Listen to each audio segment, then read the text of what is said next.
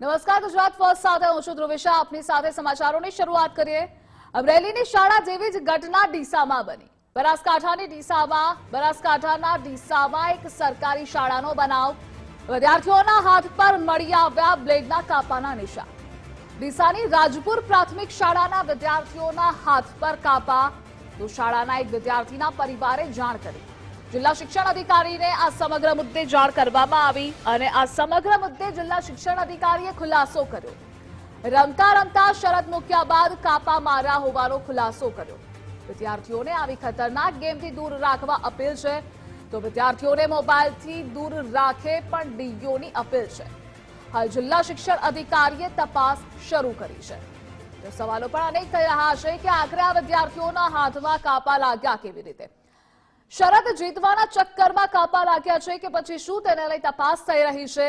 શું કોઈ ગેમના રવાડે ખોટા રવાડે આ વિદ્યાર્થીઓ ચડી ગયા છે કે નહીં, તેની તપાસ થઈ રહી છે. જો કે ગેમના રવાડે થઈ રહ્યું છે કે પછી કોઈના કહેવાથી હાથ પર કાપા માર્યા છે, તેની પણ તપાસ થઈ રહી છે. વિદ્યાર્થીઓને આવી દુષ્પ્રેરણા ક્યાંથી મળી?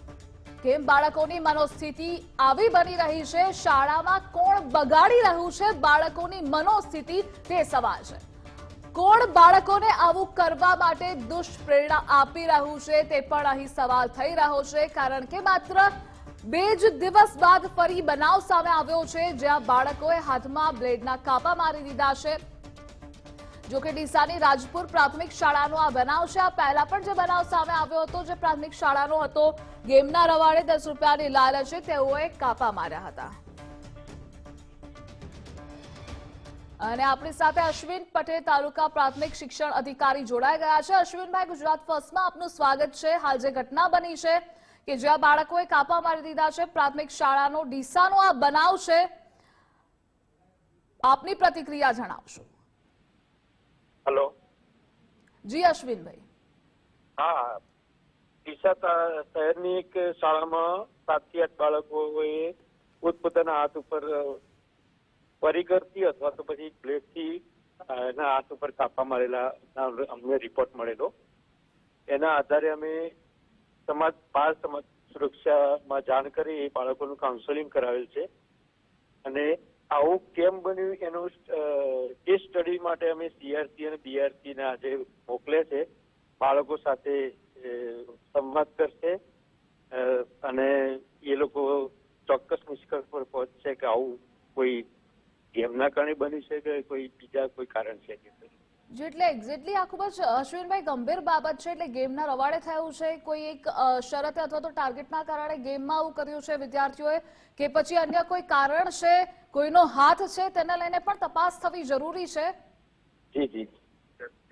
હા, એના માટે CRC અને BRC એ બાળકોનું આજે તપાસ કેસ સ્ટડી કરશે. અને ખરેખર ગેમના કારણે છે, ગેમના કારણે હોઈ શકે, પણ એ ચોક્કસ તપાસ થયા વગર આપણે કોઈ નિષ્કર્ષ ઉપર પહોંચી શકતા નથી. કારણ કે આ અમરેલી વાળી પેટર્ન દેખાતી નથી આમાં.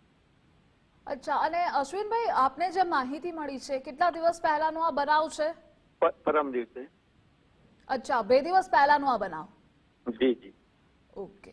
તો જોડાવા બદલ અશ્વિનભાઈ આભાર આપનો. તાલુકા પ્રાથમિક શિક્ષણ અધિકારી પણ જોડાયા હતા, જેમણે કહ્યું કે કેસ સ્ટડી કરીશું. આ સાથે અમે તપાસ કરી રહ્યા છીએ કે આ ગેમના રવાડે થયું છે કે પછી અન્ય કોઈ કારણસર થયું છે, કોઈનો હાથ આમાં છે કે પછી શું, તેને લઈ તપાસ થઈ રહી છે.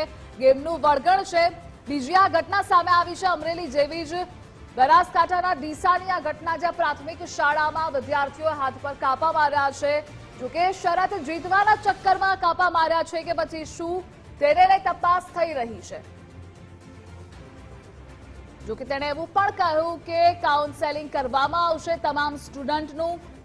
તો આ સમગ્ર મુદ્દે જિલ્લા શિક્ષણ અધિકારીએ ખુલાસો કર્યો છે. તપાસ થઈ રહી છે. કેસ સ્ટડી પણ કરવામાં આવશે. આ પહેલા જે બનાવ અમરેલીનો સામે આવ્યો હતો, તેમાં પણ શિક્ષણ મંત્રી પ્રફુલ્લ પાનસેરિયાએ કહ્યું હતું કે આ ખૂબ જ ગંભીર બાબત છે.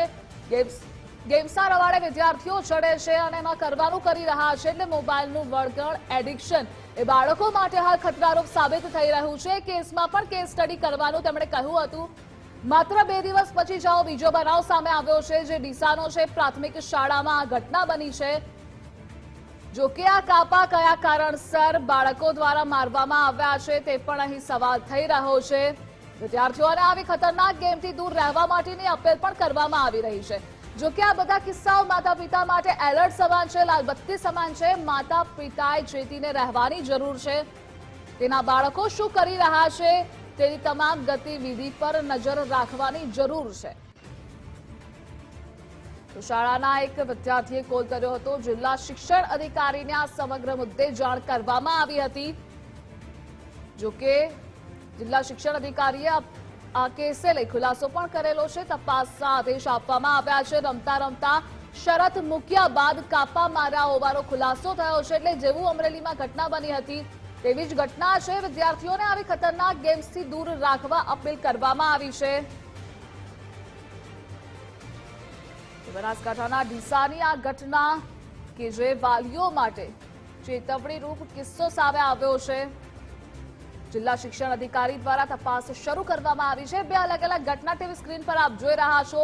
અમરેલીમાં મોટા મુંજાસર પ્રાથમિક શાળાનો એ બનાવ સામે આવ્યો હતો, જેમાં 40 જેટલા વિદ્યાર્થીઓએ બ્લેડના કાપા હાથમાં માર્યા હતા અને એ પણ માત્ર 10 રૂપિયાનો ટાર્ગેટ અને લાલચ માટે તેઓએ કાપા માર્યા હતા. તે તપાસમાં બહાર આવ્યું હતું અને એવો જ બનાવ માતા પિતા માટે ચેતવણીજનક આ કિસ્સાઓ વધી રહ્યા છે. બનાસકાંઠામાં પણ આવી જ ઘટના સામે આવી છે. શાળાના જ એક વિદ્યાર્થીના પરિવાર દ્વારા આ સમગ્ર મુદ્દે રજૂઆત કરવામાં આવી છે. તો ખૂબ જ ગંભીર અને ચિંતાજનક આ કિસ્સાઓ વધી રહ્યા છે. એક મુંજાસર પ્રાથમિક શાળા જે અમરેલીની હતી અને હાલ જે બનાવ સામે આવ્યો છે બનાસકાંઠાનો બનાવ છે. રાજપુર પ્રાથમિક શાળાના આ દ્રશ્યો આપ જોઈ રહ્યા છો ટીવી સ્ક્રીન પર કે ગેમના રવાડે કોઈ ટાર્ગેટ આપવામાં આવે છે. આવી ઘણી બધી એપ્લિકેશન્સ છે કે જે બાળકો તેની લતે ચડ્યા છે અને જેના કારણે એ ટાર્ગેટ પૂરો કરવા માટે આવું કરી રહ્યા છે.